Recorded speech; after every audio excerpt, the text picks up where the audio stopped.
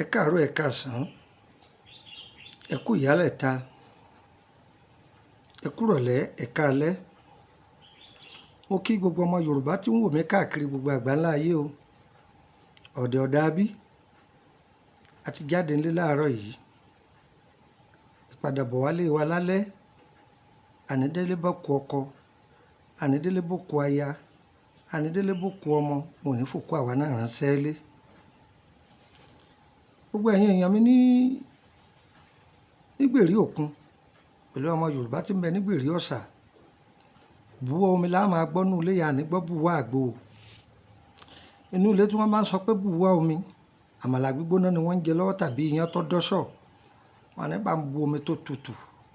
Ṣùgbọ́n ilé tí wọ́n bá ti ń kígbe bùwọ́ àgbo, tí ó bá jẹ́ ibà, yóò sì jẹ́ ọ̀fà ara tàbí bẹ́ẹ̀ bẹ́ẹ̀ lọ, ayé ò ní ta á lọ́fà o. Ayé mojúbà. Orúkọ mi ni Lukman ọmọ Àyẹ́dáre, bàbá ọgbọ́n ọmọ ọ̀dọ̀ àgbà.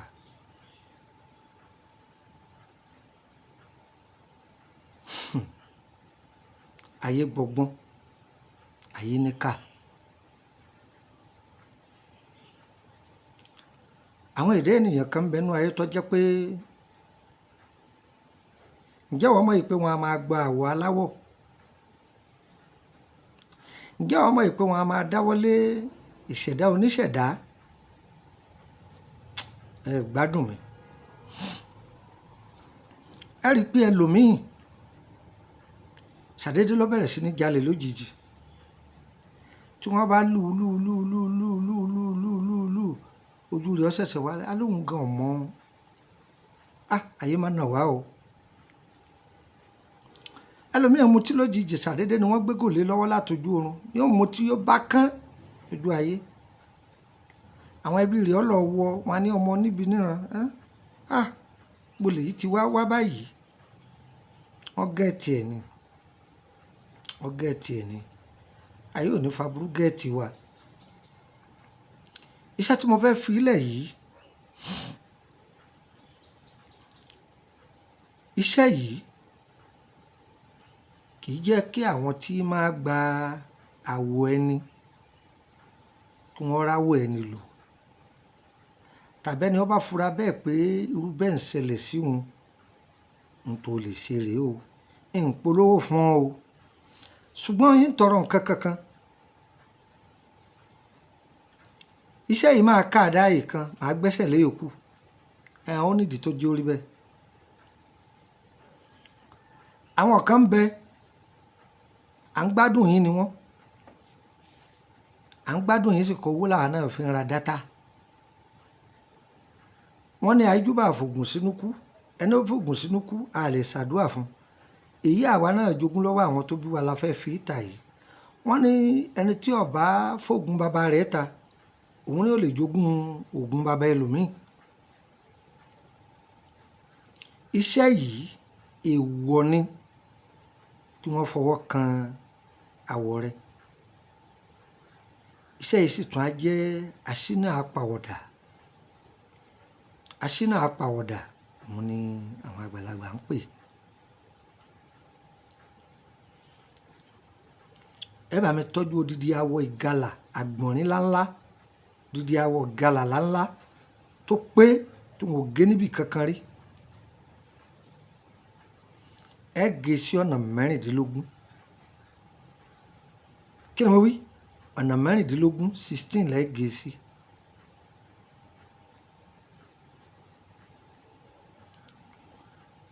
Ẹ tọ́jú ẹyẹ kanakana tó pé, ẹyẹ kanakana tó pé odidi kan, ẹyẹ kowé tó pé odidi kan, ẹyẹ lékeléke tó pé odidi kan, ẹyẹ òbẹ̀ tó pé odidi kan, ọ̀gààyè odidi kan. Ṣùgbọ́n ọ̀gààyè yìí o, ẹ jẹ́ kó wà nínú kéjì lẹ́gbẹ̀ẹ́ kan mẹ́ kíkan. Ewé bí ìráná, ewé kílẹ̀ fi mí ṣe, ewé gbégbé pẹ̀lú ṣùdí rẹ̀. Ẹ gbádùn mi. tó ó tún kù àwọn ewé méjì kan ohun tí mo yọ kókó mẹ́nìyàn ṣé ẹ mọ̀ pé mi ì ṣe bẹ́ẹ̀ rí èmi náà mọ̀ ṣe bẹ́ẹ̀ ni ọlọ́mọ ṣe wá láláṣẹ dànù àwọn kan ń bẹ gbogbo ohun tá à ń sọ wọ́n ń tẹ̀ níwèé wọ́n ń tà ẹ̀yin tẹ́ sì jẹ́ ọ̀jọ̀gbọ́n oníṣègùn tẹ́ ẹ jókòó kanú YouTube wa rẹpẹtẹ tọ́jọ́ pé mbẹ́lẹ̀ tí ń dá bíi fátẹ́hùn bí òwe ọ̀pọ̀lọpọ̀ bẹ́nu bá jẹ ojúmọ́ àtì ni ẹ máa bàá náà lówó dátà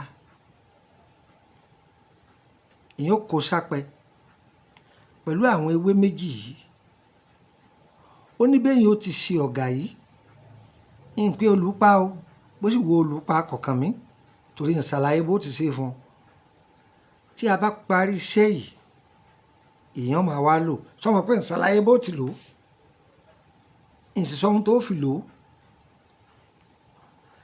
èèyàn tọ́jú apẹ̀rẹ̀ ajáde apẹ̀rẹ̀ tó ti já nídìí tí ò wúlò mọ́ ó wà lára iṣẹ́ yìí ẹ̀gbọ́n mi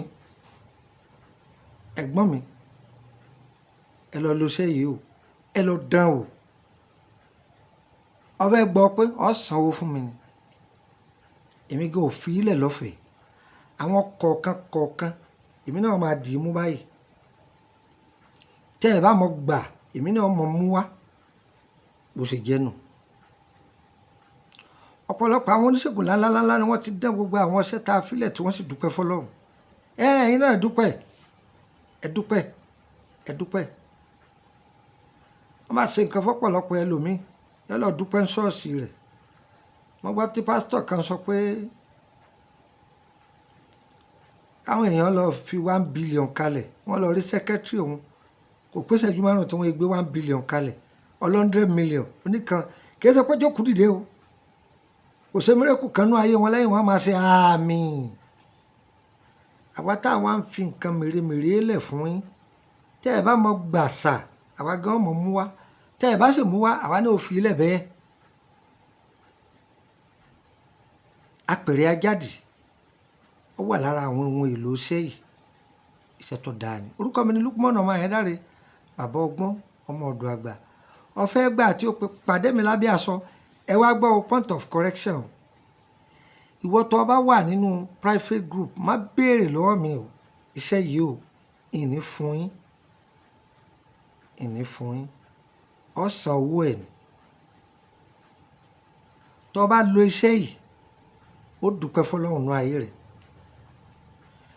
ẹlòmíì wọ́n ti dá nǹkan rú mọ́ ọfà tí ayé máa ń ta sẹ́mọ̀ póríṣiríṣi ni wọ́n á máa ta fàlú ajé ẹni ayé bá ta fàlú ajé rẹ̀ gbogbo nǹkan rẹ̀ ó túká ni wọ́n tọ̀ wọ́n tòṣì wá lójijì ni ọfà ara nìkan làwọn èèyàn lérò pé wọ́n máa ta rárá o ilé tó kún tèrò pọ̀ ń bẹ ayé a máa ta fàṣíbẹ̀ tí ilé bí ó túká tẹ̀ ní rẹ̀ yẹn ń bẹ̀ mọ́ bẹ́ẹ̀ ni ayé mojúbà ayé ò ní nà wá o orúkọ mi ni Lukman ọmọ Ayédáre bàbá ọgbọ́n ọmọ ọ̀dọ̀ àgbà +23480 3298 3298 direct line mi nìyẹn tó bá pè mí lórí aago tí ó bá ti lọ mi ò sí Nàìjíríà ni bá mi sọ̀rọ̀ ní WhatsApp ẹ̀ +23480 3298 3298 mo ṣe ń bá yín sọ̀rọ̀ yìí mo wà Nàìjíríà ní fún ọlọ́kan sí +23481 33 155 111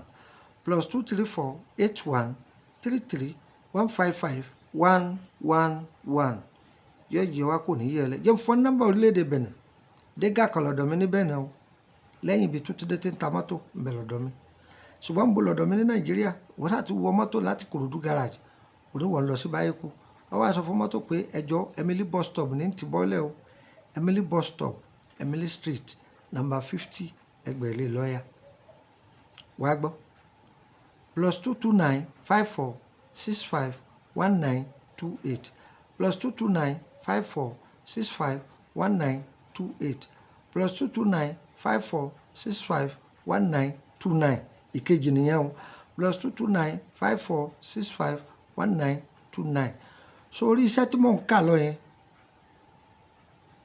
tùràrí rẹ̀ wà alárìmọ́lẹ̀ rẹ̀ wà tó jẹ́ pé inú ilé tí ẹ bá rí i sí èèyàn paradà ni èèyàn ṣe kinní kan ni kì í ṣe inú ilé tiẹ̀ wọn ò lè wọbẹ̀ ọlọ́ṣẹ́ rẹ̀ ń bẹ ẹlẹ́bù rẹ̀ ń bẹ aṣínà ọ̀la tó jẹ́ pé ayé kì í fi gbàwọ̀ ẹni ṣiṣẹ́ aburú bí ti ń ṣiṣẹ́ àwọn àgbàlagbà bẹ́ẹ̀ ni ń ṣiṣẹ́ ọrọ̀ ajé rẹ̀ gbogbo nǹkan rẹ̀ ó máa lọ ní gbẹdẹmukẹ́ ní dára fún wa o yáyẹ wa kò ní yẹ lẹ́ o ire ire ire kàbìtì nílé gbogbo wa o.